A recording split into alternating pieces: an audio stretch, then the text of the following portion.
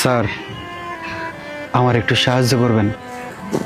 আমি আমার এই ছোট বাচ্চাটার লাগিয়া দুধ কিনতাম। এই বাচ্চাটা কার? স্যার, আমার বাচ্চা। তোমার বাচ্চা নাকি কারোর বাসা থেকে চুরি করে আনছো? কোনটা? না না স্যার, আমি কেন বাচ্চা চুরি করতে যাবো? এটা সত্যিই আমার বাচ্চা। তোমার বাচ্চা? এ বাচ্চার মা কোথায়? স্যার, বাচ্চার মা নাই। মা নাই মানে? বাচ্চার জন্ম দিতে গিয়া ওর মা মরে গেছে স্যার। ও আচ্ছা, সরি, আমি আসলে বুঝতে পারিনি। কিন্তু তুমি যে এই বাচ্চাটাকে নিয়ে এভাবে ভিক্ষা করছো, ভিক্ষা না করে তুমি তো কোনো কাজ নিলেও পারো। মানে এভাবে ভিক্ষা করে তুমি ওকে কি বা খাওয়াতে পারবে? স্যার, সাথে সাথে তো আর কেউ ভিক্ষা করতে চায় না। এই দুনিয়াতে আমার বাচ্চাটা ছাড়া আমার আর কেউ নাই। ওরা যে দেখভাল করব এরকম একটা মানুষ নাই। স্যার, ওরা কার কাছে রাইখা যাবো, কই রাখুম? আর কোনো জায়গায় কাজে গিয়া ওরা রাইখা কাজও করতে পারি না স্যার। তাই তো বাধ্য হইয়া ভিক্ষা করতেছি। সত্যি তোমার বাচ্চার জন্য আর তোমার জন্য খুব খারাপ লাগছে। আচ্ছা, ভালো কথা। এমনি তোমার পরিবারে কি আর কোনো সদস্য নেই? মানে তোমার মা বাবা ভাই বোন, মানে কেউ কি নেই এমন যে ওকে দেখে রাখতে পারে? না স্যার, থাকলে কি আর ধারে ধারে ভিক্ষা করি?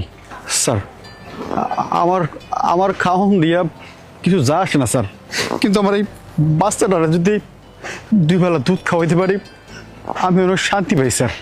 আমার আমার আর কিছু লাগবে না স্যার। আরে বুঝতেছি না কি হয়েছে, এই কি সমস্যা?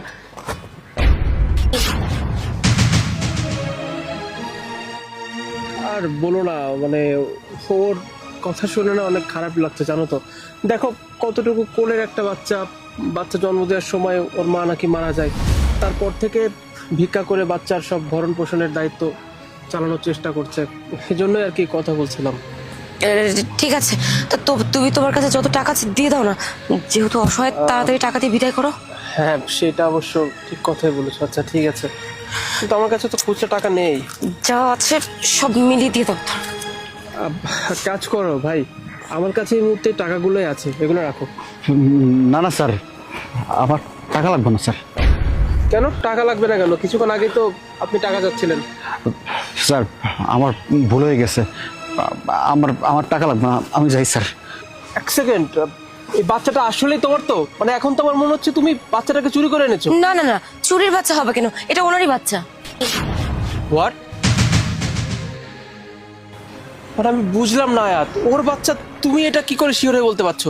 মানে ওনার কোলে যেহেতু বাচ্চাকে কেউ চুরি করে নাকি, এটা ওনারই বাচ্চা হয়তো। আমার কাছে ব্যাপারটা কেমন জানি রহস্যজনক মনে হচ্ছে।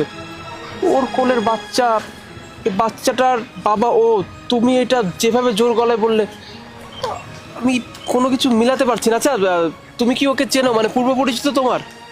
না না, আমি কিভাবে চিনবো? চিনি না আমি। স্যার, বাদ দেন না। আরে নিজেদের মধ্যে ঝামেলা করে কি হইব? তার চেয়ে বরং আমি এখান থেকে চলে যাই স্যার। না, যাবে না। আমি তোমাদের কারোর কথা বিশ্বাস করতে পারছি না। আয়াত, সত্যি করে বলো তো, তুমি কি ওকে চেনো? যদি চিনে থাকো আমাকে বলো, সমস্যা কোথায়? স্যার, আমি কইতেছি, কিন্তু আমি যদি সত্যিটা কয়ে দেই আপনি হজম করতে পারবেন তো? মানে কি? মানে কে এইভাবে কেন কথা বলতেছো? কি হয়েছে বলো তো, সমস্যাটা কি? স্যার, আমি আপনারে কইছিলাম না যে আবার এই বাচ্চার মা জন্ম দিতে গিয়া মরে গেছে? কিন্তু মিশা কথা কইছিলাম। আমার এই বাচ্চার মা বাইসা আছে।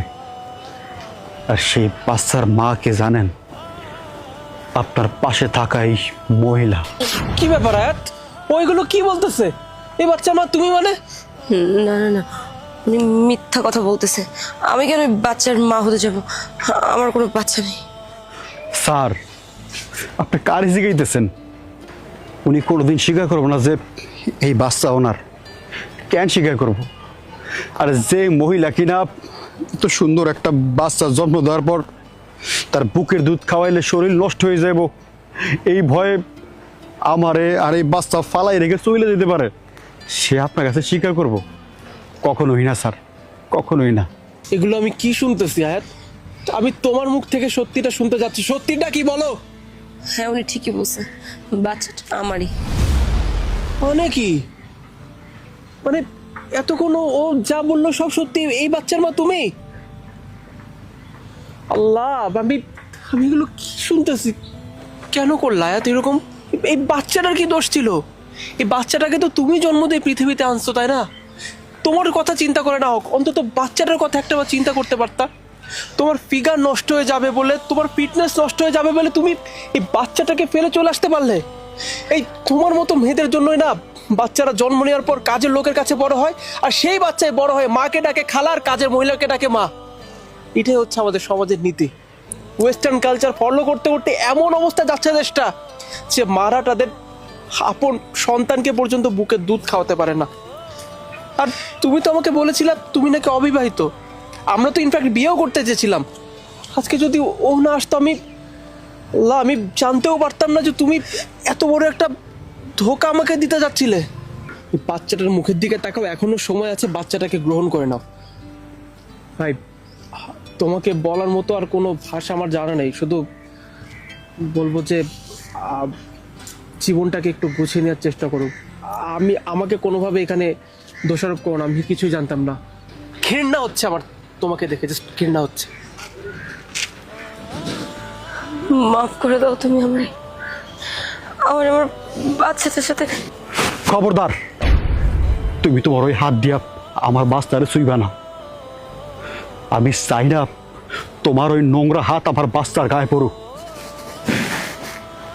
আমার জীবন থাকতে আমি আমার বাচ্চারে সেমনি পারি সেমনি মানুষ করবো। দরকার হয় শরীরের রক্ত বেইসা ওরে আমি খাওয়াবো, ওরে মানুষ করুক। তারপর তোমার মতো একটা নোংরা মাইয়া মানুষের ছোঁয়া ওর গায়ে আমি পড়তে দেবো না।